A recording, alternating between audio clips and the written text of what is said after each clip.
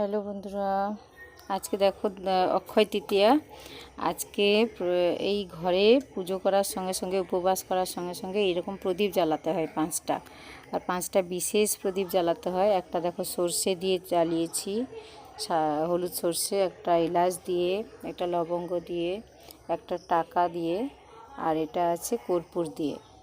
তো এটা করলে কি হবে, তোমার ঘরের যত খারাপ অশুভ শক্তি দূর হবে এবং ঘরে প্রসপারিটি আসবে। আর এই বাতিটা করতে হবে এই চামেলির তেল দিয়ে। হ্যাঁ, সব দোকানে এখন পাওয়া যায়। এইটা দিয়ে জ্বালিয়ে দিতে হবে, হনুমান চল্লিশা পাঠ করতে হবে, লক্ষ্মী চরিত্র পাঠ করতে হবে। এটা জ্বালানোর পরে আমি আবার সারা ঘরে ঘুরে দেওয়ার পরে আবার লক্ষ্মী চরিত্র বই পাঠ করব। তোমরা পারলে করে নিও সবাই। এটা অক্ষয় তৃতীয়ার একটা বিশেষ ফলদায়ক টোটকা।